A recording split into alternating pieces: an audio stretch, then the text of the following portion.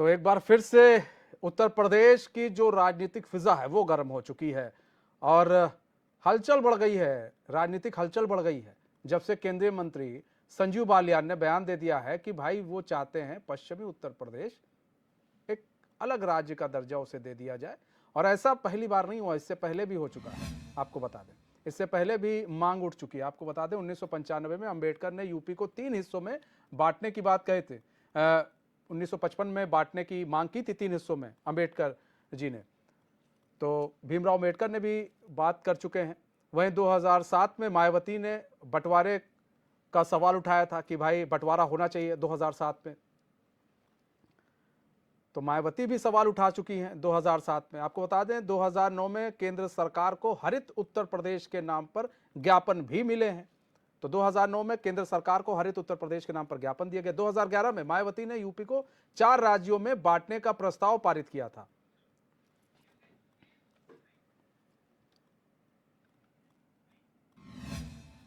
तो हमारे साथ हमारे मेहमान भी जुड़ चुके हैं। हमारे साथ रामनिवास यादव जुड़ चुके हैं, भाजपा प्रवक्ता हैं। तौकीर आलम जुड़ चुके हैं, कांग्रेस प्रवक्ता। डीपी यादव जुड़ चुके हैं, सपा नेता है। आप सभी मेहमानों का बहुत बहुत स्वागत है चैन में। आज सबसे पहले रुख हम कर लेते हैं, डीपी यादव आपका रुख कर लेते हैं। डीपी यादव जी, यहाँ पर देखिए सुर मुखर हो रहे हैं। उत्तर प्रदेश को एक अलग राज्य बनाने को लेकर, 4 भागों में बांटने को लेकर कभी मायावती करती हैं, अब संजीव बालियान का बयान आया है कि भाई बंटवारा होना चाहिए, पश्चिमी उत्तर प्रदेश अलग हो जाना चाहिए। इसे आप किस तरह से देखते हैं? कहीं ऐसा तो नहीं है राजनीतिक स्टंट है?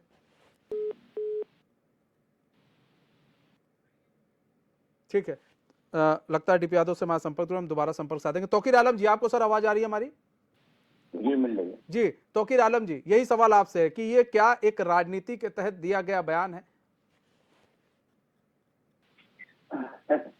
देखिए, जाति गणना क्या है, अब वो अब कब लागू है ये मैं आपको बता दे रहा हूँ। भारत में हर 10 साल के बाद जो है जाति गणना होना चाहिए था। इस योजनाओं में जो है जाति के आधार पे एक तबके को मदद भी मिलती है कितनी, और इसका नारा भी था कि जितनी जितनी भागीदारी उसकी इतनी जो है हिस्सेदारी। ये चीजें तमाम जगहों पे उठ चुकी, बहुत पहले भी उठ चुकी हैं ये चीजें जो है। उन जातियों से भी पूछा जाए जिससे हम जो है जिनकी जानकारी जो है लोगों को नहीं है। ये जनगणना करा करके मेन मकसद ये जानना चाहते हैं कि देश के अंदर जो है हम सभी जो है कितने लोग हैं। जैसे कि मान लीजिए जो है एक सवाल ये था कि 2021 की जनगणना होनी थी, भाजपा सरकार उस वक्त मौजूद थी, जब भाजपा वजूद में आई है आई, उसके बाद 2021 में जो है जनगणना होनी थी लेकिन नहीं हुई। तब इस साल जो है संसद में जो है एक सवाल पूछा गया कि क्या 2021 की जनगणना जातियों के हिसाब से होगी या नहीं, और अगर नहीं होगी तो क्यों नहीं होगी। सरकार जो है ने जवाब मिला कि नहीं होगी, एससी ही को ही गिना जाएगा, यानी कि ओबीसी जातियों को नहीं गिना जाएगा। भारत में जो है ब्रिटिश शासन के दौरान भी जो है ब्रिटिश शासन के दौरान भी 1931 में और उसके बाद 1941 में 1951 में तो जो है हम लोग जो है आजाद हुए, और सब आप 50 में जो है आपको सभी मालूम है। जनगणना का को लेकर के जो है ये चीज जो है किसी को भी मुखर होने की आवश्यकता नहीं है। लेकिन संजीव बालियान तो ये सुनिए ना तौकीर भाई, संजीव बालियान तो कह रहे हैं कि पश्चिमी उत्तर प्रदेश को एक अलग राज्य बना देना चाहिए। तो क्या आप लोग इससे इत्तेफाक रखते हैं? आप लोग इसको सही ठहराते हैं मांग को?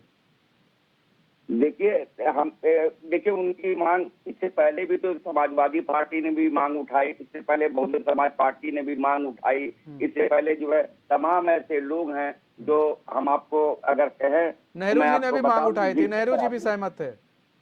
जी नेहरू जी भी सहमत थे।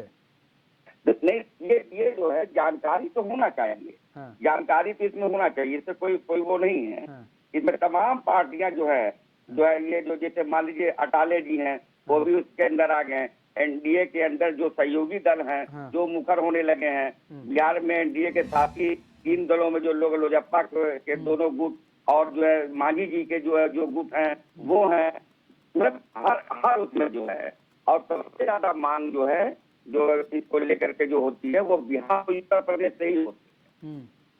आप जान मेरी बात। ठीक है डीपी यादव जी, आपने भी सुना, संजीव बालियान को सुना, संगीत सोम को सुना। संजीव बालियान ने मांग उठाई है कि भाई उत्तर प्रदेश जो है एक अलग राज्य में, पश्चिमी उत्तर प्रदेश को बांट देना चाहिए। आप इसे एक राजनीतिक स्टंट के रूप में तो नहीं देख रहे हैं कि ये एक राजनीतिक स्टंट भी है कि भाई हम पश्चिमी उत्तर प्रदेश का को अलग करने की अगर मांग करेंगे तो जाट और उधर मुस्लिम समाज के लोग ज़्यादा हैं, वो हमसे जुड़ जाएंगे। वही संगीत सोम कह रहे हैं क्या भैया मिनी पाकिस्तान बनाना चाहते हो?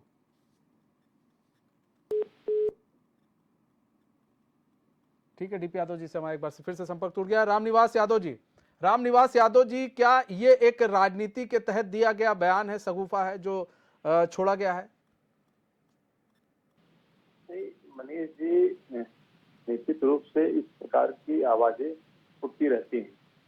कई बार लोग चर्चा में बने रहने के लिए, कई बार होता है। मेरा मानना है कि, और हमारी पार्टी का मानना है कि अगर बंटवारा होगा तो जो विधि सम्मत होगा, जो सबको मान्य होगा, वो किया जाएगा। जैसे उत्तर प्रदेश से उत्तराखंड अलग किया गया, मध्य प्रदेश से छत्तीसगढ़ अलग किया गया, बिहार से झारखंड अलग किया गया। अगर लगता है जनता की मांग होगी तो निश्चित रूप से हमारी पार्टी, हमारी सरकार पर विचार करेगी। लेकिन जिस प्रकार से हर व्यक्ति अपने अपने जिले में खड़ा होकर कहने लगे कि हमारे जिले में राजधानी बनाई है, इसको अलग करिए, तो ये संभव नहीं है। और मेरे हिसाब से अभी फिलहाल ऐसी कोई जरूरत नहीं है। और जिस प्रकार से आपने देखा वहाँ जो सामाजिक समीकरण है, कोई अभी एनआरसी था, सबसे ज्यादा दंगा उन्हीं 4-5 जिलों में हो रहा था।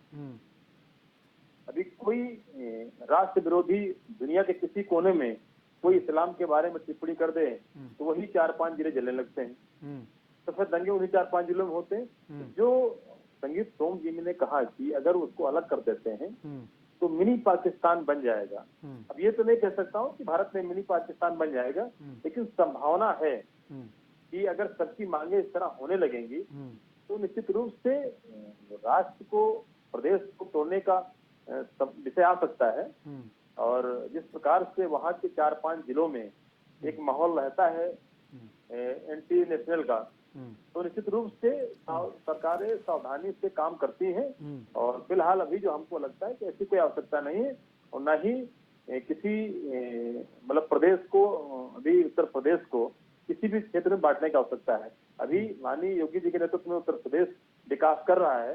अगर सबकी सहमति बनेगी तो निश्चित रूप से फिर एक नहीं होगा, 3 प्रदेश के जो शुरू से चल रही मांग 3 प्रदेशों के 3 प्रदेश होंगे।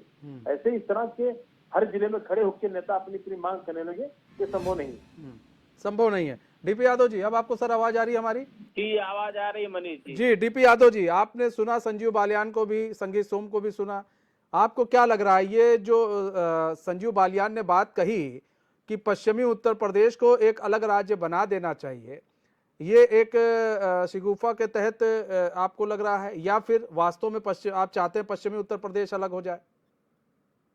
देखिए मनीष जी, ये बहुत दुखद और दुर्भाग्यपूर्ण है कि जब जब चुनाव आता है तो भारतीय जनता पार्टी के नेता विकास की बात करने के, अपने जो लेखा जोखा देना है, उन्होंने काम क्या किया है, इसको बताने की बजाय वो ऐसी बातें लेकर के आते हैं जिससे जनता का कुछ भी लेना देना नहीं होता है। देखिए अतीत में जब हम जाएंगे तो अटल बिहारी वाजपेयी जी की सरकार थी, उसने उत्तर प्रदेश को बांट करके उत्तराखंड बनाया, मध्य प्रदेश को बांट करके छत्तीसगढ़ बनाया और बिहार को बांट करके झारखंड बनाया। आप बताइए मनीष जी, इन तीनों राज्यों में विकास की क्या प्रगति है? ये तीनों राज्य जो अपने मूल राज्य थे, क्या उनसे विकास में आगे बढ़ गए? या कोई ऐसा चमत्कार इन्होंने कर दिया जो कहीं ना कहीं एक तरह से नजीर पेश होगा? नहीं किया, और इनकी हालत खराब रही और इनको कहीं ना कहीं सहायता देने की जरूरत पड़ी। तो आप देखिए, संजीव बालियान चूंकि वो भारतीय जनता पार्टी के सांसद हैं और बतौर सांसद उन्होंने कोई काम किया नहीं है। वो तो वैसे तो पूरी भारतीय जनता पार्टी ने कोई काम नहीं किया है, लेकिन चुनाव के समय जनता का ध्यान भटकाने के लिए सिर्फ इस तरह के मुद्दे वो लेकर के आ रहे हैं कि किसी प्रकार से हम कहीं ना कहीं लोगों का ध्यान भटकाएं। अब अगर बट गया उत्तर प्रदेश पश्चिमी राज्य में, तो क्या फायदा होगा बताइए? लोगों को कौन से वहाँ संसाधन मिल जाएंगे? क्या वहाँ पर लोग कर लेंगे? कुछ नहीं कर पाएंगे। अरे नौकरी मिलेगी तो पूरे उत्तर प्रदेश के लोगों को मिलेगी, बेरोजगारी से कहीं ना कहीं लोगों को राहत मिलेगी तो पूरे उत्तर प्रदेश के लोगों को राहत मिलेगी, महंगाई से राहत मिलेगी तो पूरे उत्तर प्रदेश के लोगों को राहत मिलेगी। इससे बांटने से तो ये समस्याएं हल होने वाली नहीं है मनीष जी, आप भी जानते हैं। लेकिन सिवाय शिगुफा के, सिवाय जनता का ध्यान भटकाने के, ये भारतीय जनता पार्टी के नेता कुछ नहीं कर रहे हैं। अच्छा, एक चीज और है रामनिवास यादव जी, देखिए डीपी यादव जी कह रहे हैं कि भाई डरे हुए हैं आप, और सबसे बड़ी चीज है सांसद जी ने कोई काम नहीं किया। अच्छा, हम इसी पर आते हैं। संजीव बालियान को इसी बात का डर है, कहीं ऐसा तो नहीं है उनको ये लग रहा है कि भाई अब तो चुनाव नजदीक आ रहे हैं, चुनाव नजदीक आ रहे हैं, जाट और मुस्लिमों का वोट अगर अपनी ओर करना है तो इससे बढ़िया शिगुफा कुछ नहीं हो सकता, पश्चिमी यूपी की मांग कर लो, और बाद में जाकर अगर कोई पूछता है तो जाकर अंदर खाने समझा दो भैया हम ये इसलिए मांग कर रहे हैं क्योंकि ताकि अभी टिकट भी उनका उतना पक्का नहीं है। तो ऐसे में अपनी पैठ को और मजबूत करने के लिए और आरएलडी को वहां पर कमजोर करने के लिए इस तरह की बयानबाजी की जा रही है। रामनिवास जी। मनीष जी, अब ये विषय तो इससे जो आपने रखा है तो उनका अपना व्यक्तिगत है, ये विषय उनसे आप पूछ सकते हैं। लेकिन जहां तक मेरा मानना है, ना हमारी पार्टी के पास ऐसा कोई विचार आया है, ना ही पार्टी हमारी ऐसा कोई विचार कर रही कि किसी प्रदेश से प्रदेश के मतलब इसका बंटवारा किया जाएगा। अगर सबकी सहमति बनेगी और सभी दलों के नेताओं से बात होगी, अगर सब कहते हैं कि नहीं इसका बंटवारा करना तो एक नहीं होगा, उसका फिर विविध तरीके से होगा जिससे पूरे प्रदेश का विकास हो और सबका भला हो। इस तरह मांग करना, ये जहां तक मुझे लगता है कि उनकी व्यक्तिगत मांग है और व्यक्तिगत मांगे कभी पूरी नहीं होती। व्यक्तिगत मांग है। अच्छा, एक चीज और है, तौकीर आलम जी देखिए, हम ये समझना चाहेंगे, एक बात कही संजीव बालियान ने कि भाई गोरखपुर में एम्स बन गया, अब आप बताइए आप लोग को इलाज कराना जाए तो आप जाना चाहते हैं तो आप गोरखपुर जाएंगे एम्स में इलाज कराने के लिए। ऐसे 2-3 उदाहरण भी उन्होंने दिए थे। तो ऐसे में वो तो केंद्रीय मंत्री हैं, अगर आप अपने इलाके में एक एम्स जैसा हॉस्पिटल नहीं बनवा पा रहे हैं तो इसमें तो गलती आपकी है कि भाई तब आप कर क्या रहे हैं। अगर आपको लग रहा है कि एम्स जैसा हॉस्पिटल पश्चिमी उत्तर प्रदेश में होना चाहिए तो ये तो जिम्मेदारी आपकी बन जाती है। आप योगी जी के साथ मीटिंग कीजिए कि भैया हमको भी बना के दे दो, हमको ना दूर जाना पड़े। इसमें एक अलग प्रदेश बनाने की क्या आवश्यकता है? तो देखिए, अभी हमारे भाई ने बताया भी कि क्या नाम है कि जब सांसद रहते हुए जब किसी कार्य को अंजाम नहीं देंगे और जनता के बुनियादी सवालों पर खड़े नहीं उतरेंगे और जो सुविधाएं हैं वो नहीं देंगे, और जब उन्होंने ये देखा कि जो है हमसे जो है हमारे लोग जो है दूर हो रहे हैं, तो ऐसी स्थिति में जो है आदमी जो है उठपटांग तो बात करेगा, देश को बांटने की बात करेंगे, देश को बांटने की बात करेंगे। अगला आदमी कहता है कि मिनी पाकिस्तान जो है यहाँ बन जाएगा। ये लोग जो है पूरे देश में जो है इस तरह का जो है भ्रम फैला करके जो है ये क्या करना चाहते हैं, जनता इसको अच्छी तरह से समझ रही है। देखिए 2014 के बाद से 2023 का आखिरी वर्ष 2024 आ रहा है। इतने सालों के अंदर जो है इन्होंने किस काम को क्या अंजाम दिया, या इनके जो सांसद रहे या इनके जो मंत्री रहे या खुद आज के हमारे देश के प्रधानमंत्री हैं। देखिए बातों से काम नहीं चलता, वादों से नहीं, इरादा पोख्ता अगर आपके पास है, आम जनता की बुनियादी सवालों पर आप खड़े उतर सकते हैं, बिल्कुल उतरेंगे। लेकिन ये कहिए कि तमाम योजनाओं को आपने लागू कर दिया, तमाम योजनाएं आपने दे दिया, कहाँ दे दिया? पेपर में दे दिया। कहाँ आपने कर दिया? बोल दिया आपने कर। बिहार में गए शुरू के अंदर जो है कितना करोड़, इतना करोड़, इतना करोड़, इतना हजार करोड़। अरे साहब, ये रेवड़ी है क्या जो बट रही है? ये प्रधानमंत्री जो जिम्मेदार पद पे हैं, जब उन्होंने जो है इस तरह के वक्तव्य को दिया तो उसके बाद जो उनकी पूरी कैबिनेट है उससे क्या आप उम्मीद रखेंगे? आप मुझे ये बता दें। ठीक है, डीपी यादव जी देखिए, अब ऐसे में जो बयान दिया संजीव बालियान ने, उसमें एक चीज और भी उन्होंने कुछ चीजों को जोड़ा भी कि भाई यहाँ पर देखिए एम्स की बात की उन्होंने कि गोरखपुर में एम्स है, यहाँ नहीं है। तो ये तो आप ये मांग कर रहे हैं कि योगी सरकार की कमियां गिना रहे हैं यहाँ पे कि यहाँ पर होना चाहिए एम्स, यहाँ पर नहीं दिया गया। अगर आपको चाहिए, आप केंद्रीय मंत्री हैं, कोई छोटे मोटे नहीं हैं, और एक बार नहीं रहे मंत्री, आप 2 बार मंत्री रह चुके हैं, सांसद लगातार रह रहे हैं आप। ठीक है, आपके यहाँ के एक राज्य मंत्री हैं कपिल देव अग्रवाल, वहां के विधायक भी हैं मुजफ्फरनगर में। तो ऐसे में ये लोग चाहे तो वहां पर क्या एक एम्स नहीं बन सकता है, एम्स के लिए प्रस्ताव नहीं लाया जा सकता है, जाते बात करते जमीन देते शायद वहां पर भी काम होता। लेकिन काम ना करना पड़े, इस तरह की बयानबाजी से वोटों को अपनी ओर खींचने का एक बढ़िया तरीका जो है ये लग रहा है कि निकाला गया है। बिल्कुल मनीष भाई, देखिए भारतीय जनता पार्टी के नेता 2024 की हार देखकर बौखला गए हैं और भ्रमित हो गए हैं। ये एक 2024 अभी आया कहाँ है डीपी भाई कि हार गए? अभी 2024 आया कहाँ है जो हार गए? नहीं, हार देख करके सामने तो जब कोई चीज सामने होती है वो निश्चित होती है तो आदमी उससे भयभीत होना स्वाभाविक है मनीष जी। हार उनकी निश्चित है, वो उसमें बस एक औपचारिकता है चुनाव होना, बाकी कुछ नहीं है 2024 वाला। वो प्रधानमंत्री भी जान चुके हैं और यहाँ के मुख्यमंत्री और भारतीय जनता पार्टी के सभी नेता, आपने टोक दिया बीच में। देखिए, जब जीन में उनके बांटो और राज करो का कहीं न कहीं जो उनकी जेनेटिक डिफेक्ट हम कह लें, इनके जीन में ये समाया हुआ है, इनका यही सिद्धांत है कि बांटो और राज करो। लेकिन मायावती ने एक बार प्रस्ताव लाए थे इसको 4 राज्यों में बांटने की बात कही थी, तो मायावती का क्या हुआ? 2011 की बात मैं आपको बता रहा हूं। उनका बुरा हुआ कि नहीं हुआ? आप समस्याओं से पीछा छुड़ाने के लिए उनका निदान करिए, कहीं न कहीं आप बेहतर जो है। अब उनको जब एम्स दिखाई दे रहा है तो उन्होंने कितनी बार प्रधानमंत्री को चिट्ठी लिखी, कितनी बार मुख्यमंत्री को चिट्ठी लिखी, अपने सरकार के खिलाफ कितनी बार आवाज उठाई कि हमको मेरठ वालों के लिए एम्स चाहिए, हमको पश्चिम के लिए विश्वविद्यालय चाहिए, हमको पश्चिम के लिए मेडिकल कॉलेज चाहिए, हमको पश्चिम के लिए तमाम तरह के इंजीनियरिंग कॉलेज चाहिए। उन्होंने कोई इस तरह की बात की? ऐसी बात उन्होंने की नहीं। तो जो सबसे सरल और सस्ता टिकाऊ जो उनको उपाय लग रहा है कि मैं एक राज्य की मांग कर लूंगा जिससे यहाँ के सभी के कष्ट दुख दर्द दूर हो जाएंगे। लेकिन जनता अब इतनी होशियार हो चुकी है मनीष जी कि वो जानती है कि ग्लोबलाइजेशन का जमाना है, लोगों को आप इस तरह से अब बहला नहीं सकते। जो 2014 में आपकी 2019 में जो है काट की हांडी चढ़ गई, अब 2024 में वो नहीं चढ़ने वाली है। जनता अब चाहती है कि आप साफ साफ बताइए कि आपने जो गांव गोद लिए थे उनका क्या किया था, क्या हुआ? आपने जो 2 करोड़ प्रतिवर्ष नौकरी देने का वादा किया था उसका क्या हुआ? आप बताइए शिक्षा के क्षेत्र में कितना काम किया, स्वास्थ्य के क्षेत्र में आपने कितना काम किया, महंगाई इतनी चरम पर क्यों है? तो इन सारे सवालों पर कहीं न कहीं अब जवाब देना जब पड़ रहा है। गांव में वो खदेड़े जा रहे हैं लोग, भारतीय जनता पार्टी के नेता, विधायक, सांसद, मंत्री, इनको गांव में कितना मुश्किल हो जा रहा है। अब जनता जवाब मांग रही है, अपने बच्चों के लिए रोजगार मांग रही है। तो आखिर इन सारे मुद्दों पर जब वो घिर गए हैं तो उनको सबसे सस्ता यही लगा कि चलो बांटने की बात करो। और बांटने पे कहीं न कहीं जो हमारी जो पुरानी फितरत रही है भारतीय जनता पार्टी की कि समाज को, देश को बांटने का काम करती है, उसमें हम एक बार देखें फिर सफल होते हैं कि नहीं होते हैं। लेकिन ये सफल अब नहीं होंगे मनीष जी, इस बात को आप नोट करके रख लीजिए। 2024 का जब रिजल्ट निकलेगा तो आप इसे डिबेट भी कराइएगा। नहीं बिल्कुल सर, हम तो चुनाव से पहले चुनाव के बाद तक हम लोग जुड़े हैं, कोई दिक्कत नहीं। रामनिवास यादव जी, देखिए सवाल ये है रामनिवास भाई कि यहाँ पर बयान तो दे दिया गया, अब यहाँ पर बात आ जाते हैं, हम बात कर लेते हैं बीजेपी और आरएलडी की।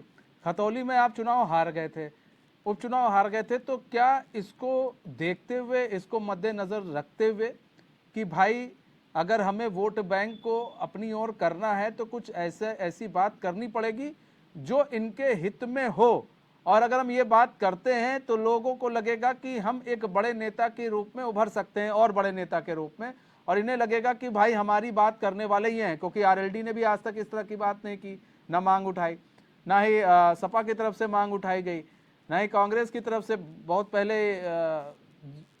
नेहरू जी इसके उस पक्ष में थे, लेकिन उसके बाद से कभी कोई ऐसी मांग नहीं उठी। बसपा ने भले ही उठाई थी, लेकिन पश्चिमी उत्तर प्रदेश में अभी जो 2 बड़ी पार्टियां हैं सपा और आरएलडी, उन्होंने उठाई नहीं, तो उसका एक फायदा उठाकर उसका बेनिफिट आप लेना चाह रहे हैं कि भाई नहीं चलो उसका एक बेनिफिट मिल जाएगा, संजीव बालियान उसका एक बेनिफिट ले लेंगे। लेकिन यहाँ तो अब कलेश हो गया है, यहाँ तो अब नेता आमने सामने आ जा रहे हैं बीजेपी के। मनीष जी, आप बार बार चर्चा खतौली करते हैं, कभी चर्चा रामपुर की भी कर लिया करिए, कभी नहीं सर, अब रामपुर के देखिए, रामपुर पे बहुत चर्चा हुई है, लेकिन हमने रामपुर पर भी की है सर, मैनपुरी पर भी की है सर, बागेश्वर पर भी की है सर, सब पे की है। मनीष जी, अगर हम एक खतौली में हार गए, इसका मतलब ये नहीं कि हम पश्चिम उत्तर प्रदेश में हार गए।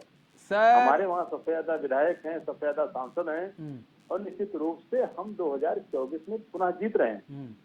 सर मैंने पश्चिमी आपसे कहा उत्तर ना कि प्रदेश वो में आपका संजीव वोट बालियान बैंक जी कम का हुआ है, इस व्यक्तिगत- बात को भी रामनिवास भाई समझना पड़ेगा। व्यक्तिगत उनका अपनी मांग है, न हमारी पार्टी की ऐसी मांग है, न हमारी सरकार की ऐसी मंशा है। नहीं तो अगर व्यक्तिगत कैसे उसकी मांग हो जनभावना सकती है? बनेगी, एक नेता की तो हम व्यक्तिगत एक मांग नहीं- कैसे हो सकती है? हम ये नहीं सोच पा रहे, वो भी केंद्रीय मंत्री की एक व्यक्तिगत मांग कैसे हो सकती है? नहीं, आपने देखा हमारे तमाम मंत्री, भाई केंद्रीय मंत्री सरकार में जो है उनकी अपनी व्यक्तिगत राय हो सकती है। हमारे बाकी जो माननीय मंत्री लोगों ने जो है उसका खंडन किया कि नहीं, इसकी आवश्यकता है। और रही बात तो कि जो परिस्थितियां वहां बन रही हैं, आपने देखा होगा दंगा अब तक जब से देश आजाद हुआ है सबसे ज्यादा दंगे उन्हीं 4-5 जिलों में होते हैं। कोई भी विदेशी धार्मिक तो उन्माद कुछ इसमें होता है योगी योगी आदित्यनाथ का तो बहुत बड़ा हाथ रहा है ना, कि वो उस चीज को शांत कराने में कामयाब रहे। तो संजीव बालियान को ये नहीं दिखा। अब यहाँ पर तो संजीव बालियान कह रहे हैं भैया एक अलग राज्य दे दो, और क्या नाम है, अब कुछ दिन बाद कहेंगे उसके मुख्यमंत्री भी हम ही बन जाएंगे, तब क्या करेंगे आप? नहीं, देखिए मुख्यमंत्री कोई ऐसे नहीं बनता, जनता बनाती है। अगर जनता बनाना चाह रही होगी उनको, तो सपा बसपा के लोग या कांग्रेस लोग रोक नहीं पाएंगे, वो तो बन ही जाएंगे, क्यों जनता बनाएगी। लेकिन मेरा मानना है, मेरी पार्टी का मानना है कि अभी इसकी आवश्यकता नहीं है, और आवश्यकता होगी तो सबसे चर्चा होगी, आपसे भी चर्चा होगी, और लगेगा कि हाँ हमको इसका 3 प्रदेश बनाने हैं, 4 प्रदेश बनाने हैं, जो उचित होगा वो पार्टी करेगी, हमारी तो सरकार क्या मतलब करेगी। इसको हम क्या समझे, 2024 के लिए एक जो चुनावी रणनीति के तहत दिया गया बयान है जो वो उन्होंने दिया, आप तो इससे किनारा कस रहे हैं। चलिए आपने किनारा कस लिया, आपकी पार्टी ने किनारा कस लिया, लेकिन संजीव बालियान किनारा नहीं कस सकते, क्योंकि ये बयान उन्होंने एक बार नहीं दिया, ये बयान उन्होंने 2 बार दिए। मनीष जी, ये विषय तो आप उनसे पूछ लीजिएगा अन्य मंत्री जी से कि आपने क्यों दिया, क्योंकि ये विषय उन्होंने कहा है। कह रहे हमें तो चाहिए इसलिए हम दे रहे हैं, वो तो कह रहे हमें चाहिए इसलिए हम दे रहे हैं। मैंने आपसे स्पष्ट कहा कि ना हमारी पार्टी को ऐसी मंशा है अभी, ना ही हमारे सरकार स्तर पे ऐसा निर्णय होने जा रहा है। अभी तो हम 2024 के चुनाव में लगे हैं, देश कैसे आगे बढ़े। तो क्या समझा जाए रामनिवास भाई, इसमें अब 2 चीज निकल कर आ रही है, या तो ठीक है रामनिवास भाई, इसमें 2 चीज निकल के आ रही है, या तो इनको इस बार टिकट नहीं मिलने वाला है इसलिए बगावती सुर इन्होंने अपना लिया, इनको लग रहा है कि इस बार टिकट नहीं मिलेगा, क्योंकि भाई जिस तरह से आपके यहाँ पर प्रधानमंत्री ने कहा इस बात को लेकर कि कोई अपना टिकट जो है ये ना सोचे, सुनिश्चित है, तो इनको इस बात का डर है कहीं टिकट ना मिले तो इसके लिए बगावती सुर अपना लिया। दूसरी चीज ये भी हो सकती है कि उन्हें ऐसा लग रहा है, डर लग रहा है कि अगर टिकट मिल जाता है तो भाई कहीं ऐसा ना हो, जो ये कितना इन्होंने काम किया ये तो वो जाने, अब वो रिपोर्ट कार्ड वो जनता के सामने रख नहीं पा रहे हैं, तो ऐसे में अगर हम इस तरह की बातें करते हैं तो कहीं ना कहीं हम कामयाब साबित हो जाएंगे। नहीं मनीष जी, वो उत्तर प्रदेश के का देश के बड़े नेता हैं संजीव बालियान जी, कोई विषय रखते हैं तो निश्चित रूप से कुछ उनके अपने मन में रहा होगा, क्योंकि उन्होंने पहले विषय रखा। और रही बात काम न करने की, अगर वो काम न कर रहे होते तो लगातार चुनाव न जीत रहे होते वहाँ। भाई विपक्ष के तमाम बड़े बड़े नेताओं धराशायी उन्होंने किया है, तो कहीं न कहीं उनकी लोकप्रियता है, उनकी लोकप्रियता में कमी नहीं है। लेकिन अगर उनके मन में कोई विचार है तो रखना कोई बुराई नहीं है, लेकिन हमारी पार्टी का भी ऐसा न कोई निर्णय है न कोई विचार है। कोई निर्णय होगा तो आपके संज्ञान में और बाकी अन्य विपक्ष के दलों के संज्ञान में आके हम कोई निर्णय करेंगे, और निश्चित रूप से भारतीय जनता पार्टी। लेकिन सर इससे आप लोग पल्ला नहीं झाड़ पाएंगे ना। ठीक है डीपी यादव जी, किसी भी बंटवारे की उससे नहीं जा रही है। अभी तो 2024 का चुनाव है, तो बंटवारे पर चुनाव होगा, मतलब ये एक पश्चिमी उत्तर प्रदेश जो चुनाव होगा बंटवारे पे होगा। जितनी है हमारी पार्टी, हमारी सरकार का सारा काम उसी पर चल रहा है।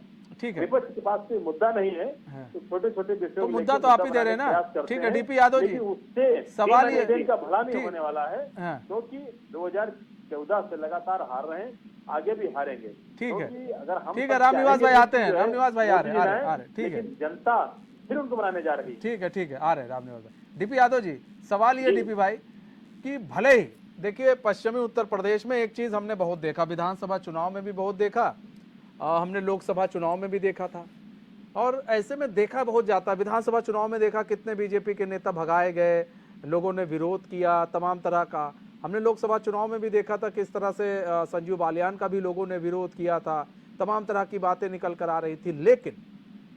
लेकिन लास्ट में ऐसा गेम हो जाता है कि सबको धत्ता बताते हुए बीजेपी आगे निकल जाती है, आप लोगों के साथ खेला हो जाता है उसके बाद। अब ऐसे में ऐसी कौन सी राजनीति हो, ऐसा कौन सा घुट्टी ये लोग पिला देते हैं, जहां से भगाए जाते हैं वहीं से वोट पा जाते हैं। मनीष जी, आपने बहुत अच्छी बात की कि खेला हो जाता है और लास्ट में इस तरह का ये लोग कहीं ना कहीं कुछ चाल कुचक्र चल देते हैं कि जिससे जनता इनके उसमें आ जाती है। अब वही सच्चाई इनकी जनता समझ चुकी है मनीष जी। देखिए, उसी के तहत, उसी रणनीति के तहत जो ये बालियान जी हैं, उसने एक और पासा फेंका कि सारे तो हमारे जितने हम चाल थे हमने सब आजमा चुके, अब एक आओ लाओ आखिरी जो पाता है वो फेंक करके देखे क्या होता है। लेकिन अब जनता नहीं फंसने वाली है मनीष जी। जनता ये समझ चुकी है कि आखिर आप जो मूलभूत मुद्दे हैं उस पर बात क्यों नहीं कर रहे हैं, उनका जवाब क्यों नहीं दे रहे हैं, उनके बारे में आप क्यों नहीं बता रहे हैं लोगों को। अब क्योंकि जब जा रहे हैं ये तो इनको भारी विरोध का सामना करना पड़ रहा है। देखिए, इनकी शासन प्रशासन की खामियों की वजह से किस प्रकार से देवरिया के फतेहपुर में 2 परिवारों को लोगों की जान चली गई। उसमें अगर इनके शासन प्रशासन में समय रहते त्वरित कार्रवाई की होती तो निश्चित रूप से उस तरह की दुखद, दुर्भाग्यपूर्ण और हृदय विदारक घटना नहीं हुई होती। लेकिन वहाँ शासन प्रशासन मौन रहा। सरकार और आए दिन इस तरह के विवादों से गांव के गांव में, आपको बताऊं मनीष जी, हम लोग गांव क्षेत्र से जुड़े हुए हैं और यहाँ हमारे रामनिवास भाई जुड़े हुए हैं। ये बहुत अच्छे व्यक्ति हैं, मैं इनको व्यक्तिगत रूप से जानता हूँ, बहुत सज्जन है, लेकिन दल गलत है इनका, तो इसके लिए ये दोषी नहीं है। ये चाहते हैं, जो इनके नेता उटपटांग बातें कर रहे, सरकार इनसे गलत काम कर रही है तो इसका कहीं ना कहीं ये विरोध करेंगे। लेकिन क्या करें, दल के सीमा से बंधे हुए हैं ये। तो आप देखिए, जिस प्रकार से ये घटनाएं हो रही, गांव के गांव सुलग रहे हैं। वहाँ जमीनों का जो विवाद है उसको सरकार निस्तारित नहीं करा रही है। शासन प्रशासन लोगों को कहीं ना कहीं खदेड़ने का काम करते हैं। कोई थाने में फरियाद लेकर के अपनी जाता है, उसको भी भगा देते हैं लोग। तहसीलों में लोग जाते हैं, तहसील दिवस में मैं आपको बताऊं अपने सामने की घटना वहाँ पर कि बेचारे गरीब किसान मजदूर वहाँ पर अपने मामले का निस्तारण नहीं करा पा रहे हैं। तो इस तरह से आप प्रदेश का कल्याण कैसे कर पाएंगे? आपको मूलभूत काम करने पड़ेंगे, आपको जनता की समस्याओं का समाधान करना पड़ेगा। अस्पतालों की स्थिति यह है कि दवाइयाँ वहाँ पर उपलब्ध नहीं है, डॉक्टर ने वहाँ पर उपलब्ध है, पैरामेडिकल स्टाफ वहाँ पर उपलब्ध नहीं है, और आप कह रहे हैं कि लोग एम्स जा लेकिन रहा है डीपी भाई अब जी। देखिए, अब आपको बताएं, अब आप भी जानते हैं, सारे मुद्दे हवा हवा, आप इतनी बात कर रहे हैं, लेकिन जब बात उसी पर आ जाती है, जातिगत आरक्षण पर आ जाती है, फिर आप लोग वही हो जाता है। बाद में आप लोग आएंगे तो जातिगत आरक्षण पर ही लास्ट में, ठीक है, बिहार की जो जिस तरह से चीज़ें, तो कहीं ना कहीं ये जो इसीलिए जो जनता है, जनता भी अब भूल चुकी है मुद्दे क्या होते हैं। जनता भी अब इन्हीं चीज़ को कैश करती है कि भाई अब यहाँ पर तो एक शगुफा फेंका गया है, अगर उसको अच्छा लग गया तो उसको कैश कर लेगी और इसको भुना लेंगे आपके संजू बालियान जी, लास्ट तक आप लोग रह जाएंगे। नहीं भुला पाएंगे। आप इस बार देखिएगा, वो भुला नहीं पाएंगे, उनको जवाब देना पड़ेगा। जिस प्रकार से किसानों की समस्या पर उन्होंने कहीं ना कहीं किसानों को के खिलाफ जाकर के आवाज उठाई थी, उसका भी उनको जवाब देना पड़ेगा। अब जो कि 1-2 बार होता है, चलिए आप किसी को धोखे में रख लिए, लेकिन बार बार नहीं रख सकते हैं। आप देखिए, जातिगत जनगणना कितनी जरूरी चीज है। सामाजिक न्याय पे जो पहला शर्त है उसको पूरा करने के लिए जातियों की संख्या सबको जानना जरूरी है। आखिर किन जातियों की संख्या कितनी है, उनकी भागीदारी है कि नहीं, वो शिक्षा में है सर, कि इस नहीं, पर हम वो बाद में आ रोजगार जाएंगे, इस पर हमने अब बात पे आएंगे क्योंकि लंबा हो जाएगा। तो वो तौकीर आलम जी, तौकीर भाई, अब सवाल ये है तौकीर भाई कि अब संजू बालियान ने बयान दे दिया, और अक्सर ये देखा जाता है और खासकर पश्चिमी उत्तर प्रदेश में बहुत देखने को मिलता है कि बीजेपी के नेता को भगाया जा रहा है। बड़ा वीडियो वायरल हुआ विधानसभा चुनाव में, संजू बालियान का विरोध हुआ, बड़ा वीडियो वायरल हुआ, लेकिन लास्ट में चीज़ें पलट गई, पासा पलट गया, और हुआ क्या, बीजेपी आ जाती है और सारी पार्टी फिर पीछे रह जाती है उसके। देखिए, अभी कुछ देर पहले जो है हमारे काबिल दोस्त भाजपा से उन्होंने कहा कि बंटवारे की बात की, तो हमको सुनाई दिया, आपने भी उसको 2 बार रिपीट किया। देखिए, हमने फिर कहा कि आदमी जब काम करेगा तब उसे सब कुछ दिखेगा। अब बंटवारे की लहर पे वो अगर जो है बंटवारा चाहते हैं पश्चिमी उत्तर प्रदेश का जो है, या लहरों की उम्मीद पे जो है लोग जिंदा रहना चाहते हैं, तो वो अलग की बात, उनका अपना फैसला है। लेकिन देखिए, यहाँ काम बोलता है। आपने अभी कहा ना कि हमारे गोरखपुर के एम्स बन गया है, वहां क्यों नहीं बना पाएंगे, ये कैबिनेट मंत्री थे। आपने भी बोला ना, तो इनको कम से कम वो चीज तो जब इच्छा अंदर से जागृत होती है, आवाम के प्रति जो है श्रद्धा होती, जो उनको वोट देकर पार्लियामेंट में भेजते हैं, उनके लिए अगर सोच होती तो हमारे ख्याल में आज जो है ये जिम्मेदारी की बात ये नहीं करते मेरे यहाँ समझ में। अभी हमारे फाजिल दोस्त ने कहा इसी गोरखपुर के अंदर जो है अभी सीएम गोरखपुर में मौजूद और वहाँ जो है एक यादव समाज के थे और जो एक हमारे दुबे जी थे, कुछ खेत का मामला था, 6 एकड़ 8 एकड़ का मामला था। तो वहाँ प्रेमचंद यादव जो है वहाँ गए बात करने के लिए, तो वहाँ पर आपस में जब मारपीट हुई तो उनको ही उससे पूछ के मार दिया गया।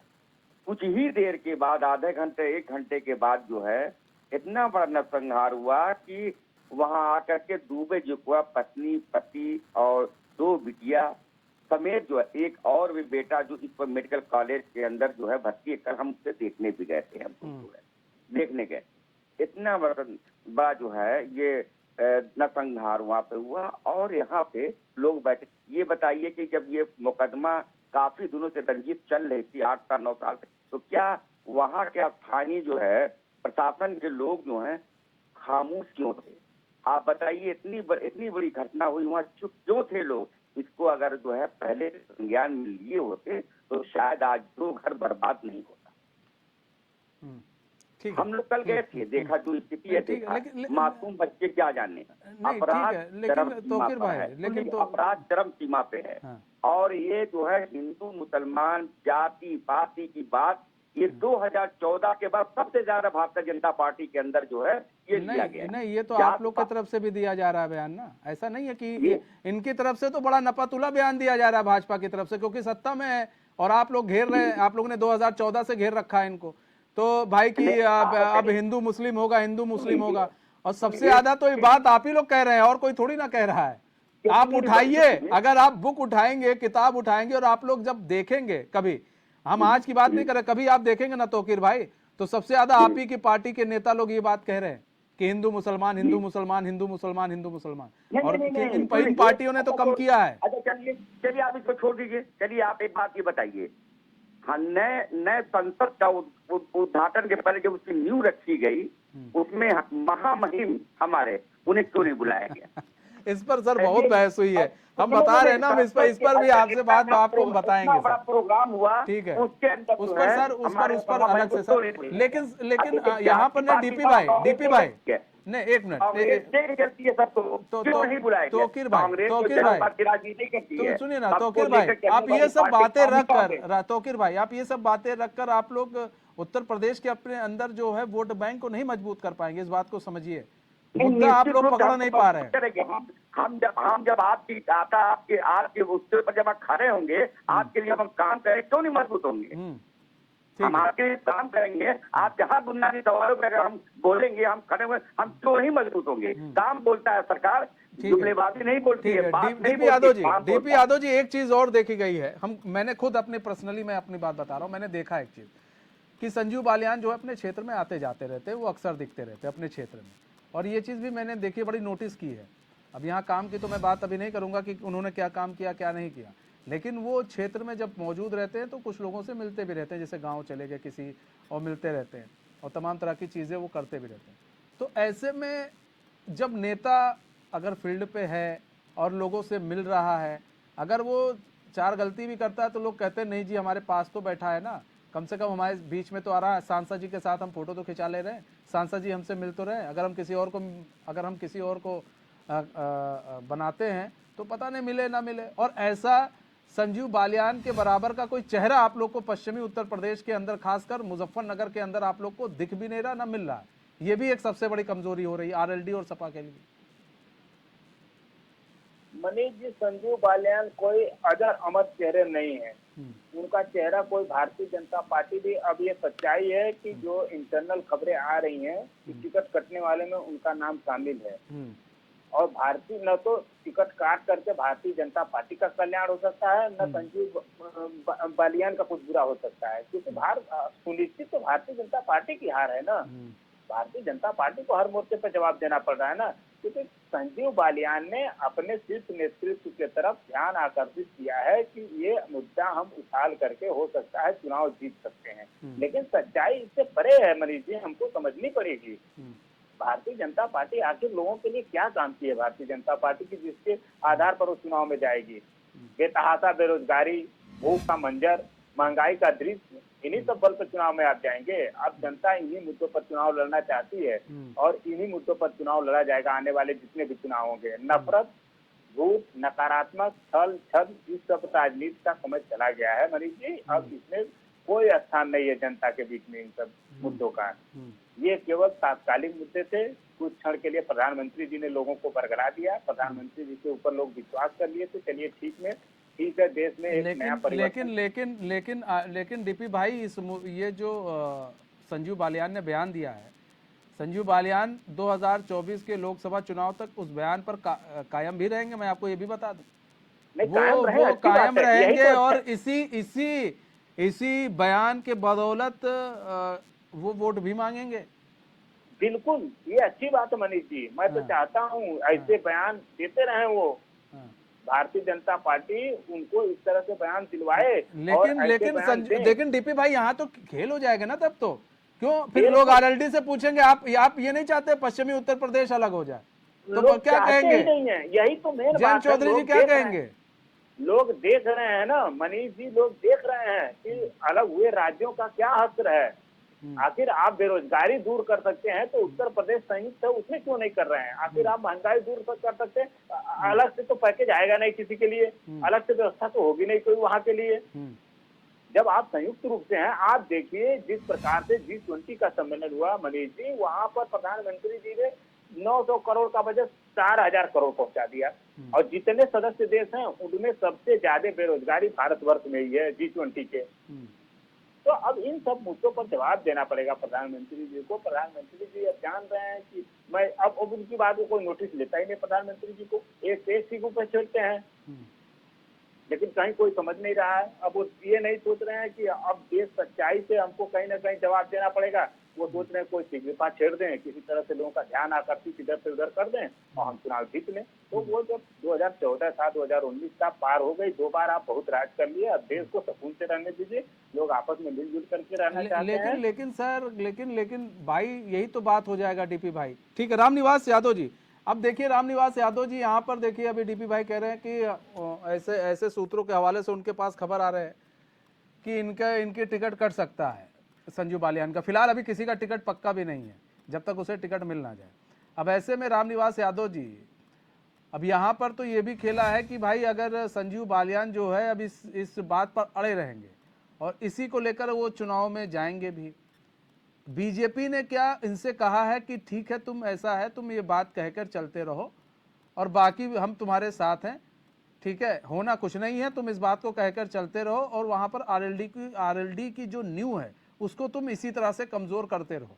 तो आरएलडी की नींव को कमजोर करने के लिए ये बयान काफी हद तक मतलब सही है, आपको लग रहा है काफी हद तक सही? आरएलडी की नींव इससे कमजोर होगी इस बयान से, भले ही वो व्यक्तिगत बयान क्यों ना। मनीष जी, आरएलडी तो पहले से ही कमजोर है।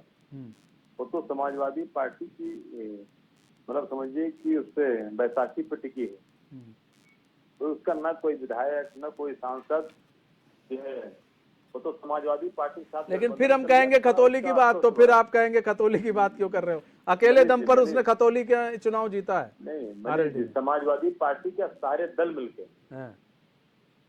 मिलके अगर खतौली जीत लिए तो बहुत बड़ा काम नहीं कर लिए।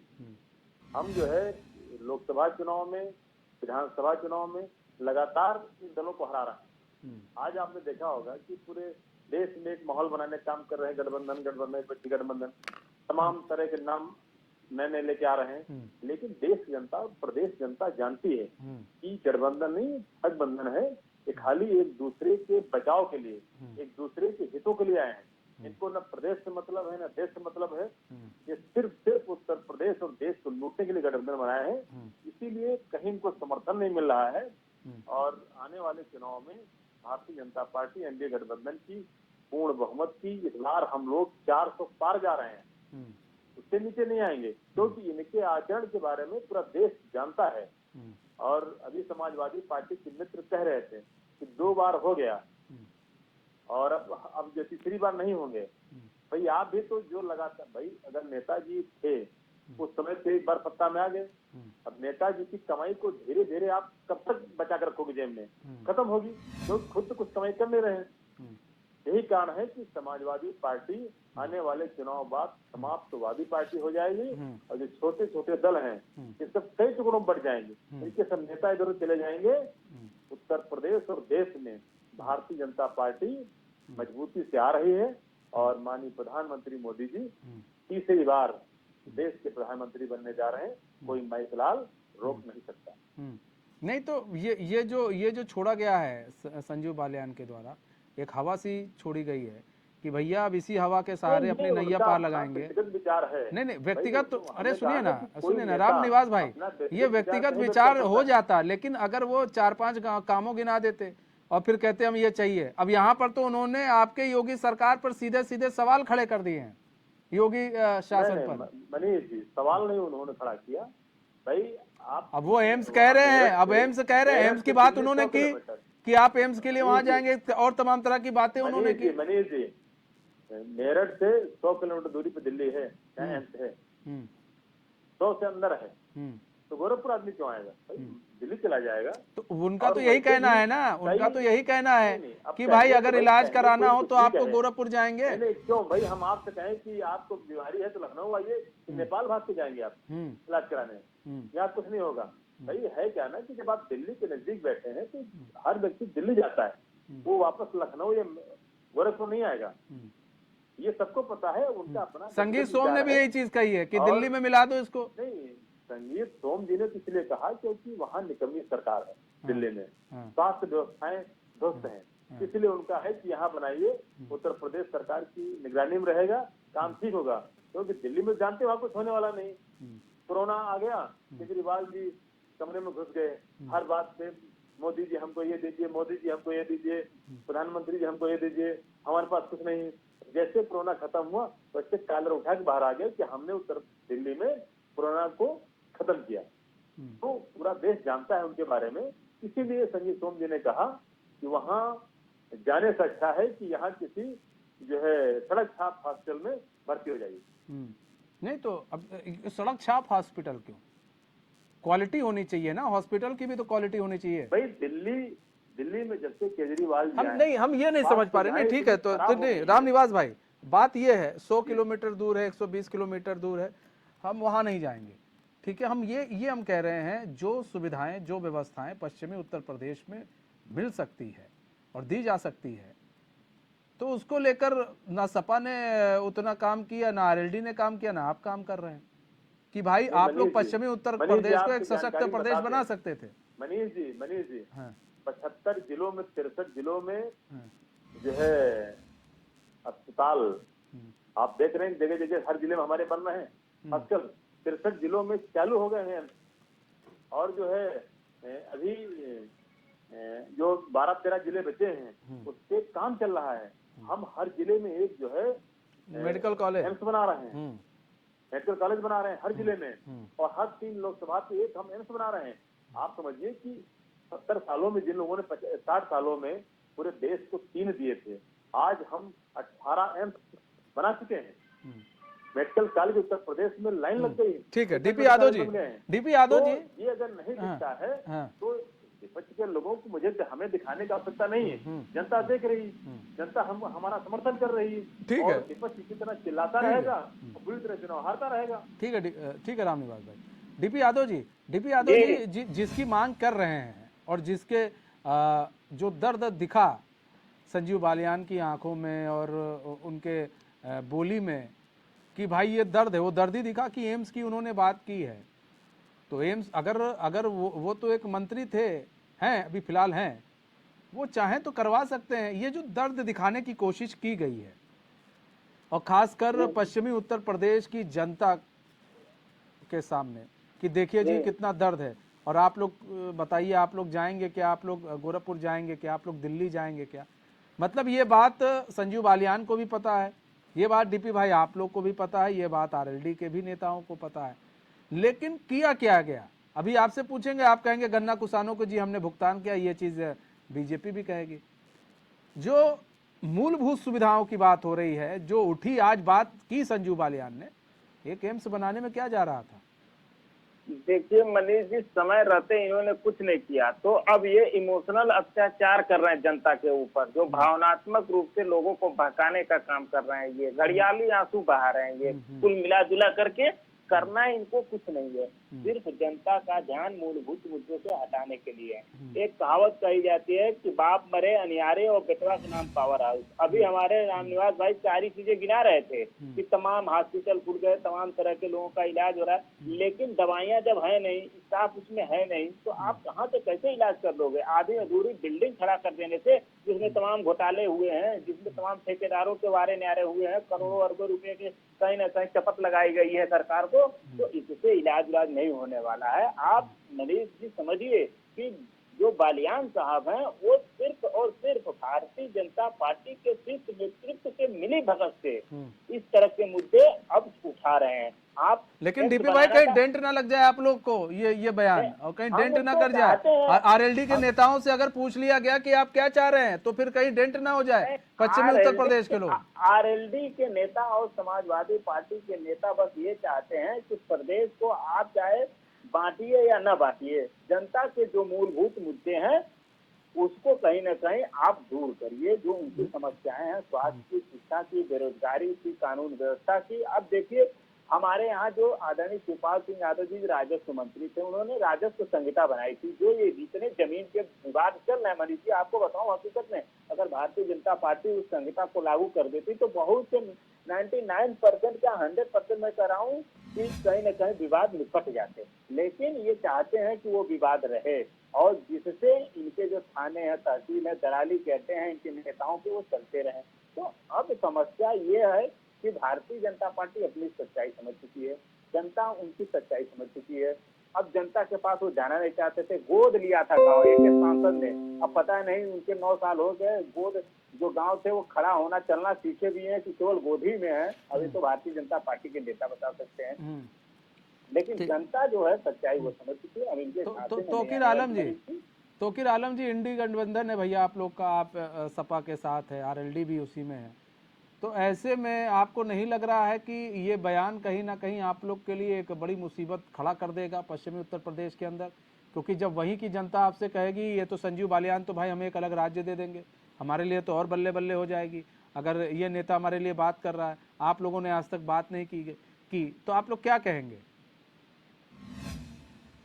आने वाले चुनाव है, हमें कहीं न कहीं ये जरूर लगता है कि ऐसे जैसे हमारे संजीव बालियान जी को कहा गया होगा। देखिए ये लोग जादूगर हैं और ये बहुत बड़े जादूगर हैं कि आप ये कह करके जो है आप चले जाओ अपने कॉन्स्टिट्यूंसी में, बहुत से ऐसे और लोगों में ये कह के आप चले जाओ, हम आपको मदद भी करेंगे, हम आप हैं भी आपके साथ जो हैं, और जब कोई सवाल करेगा हम कहें भाई उनका अपना व्यक्तिगत अपना वो है।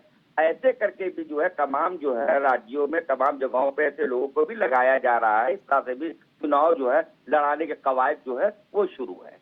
ये निश्चित रूप से जो है ये है, क्योंकि ये लोग जादूगर हैं। ये सवाल हम भारतीय जनता पार्टी के प्रवक्ता जी से पूछना चाहते हैं। भाई छोटा सवाल है, हमें इस सब चीज से कोई वो नहीं, लेकिन हमें पूछना चाहते हैं कि 2021 की जातीय जनगणना में के हिसाब से एक सवाल संसद में पूछा गया क्या होगी या नहीं, होगी या नहीं, तो जवाब में जो है सरकार ने लिखित रूप से दिया कि होगी, लेकिन एससी एसटी की ही होगी, मतलब ओबीसी को छोड़ दिया है।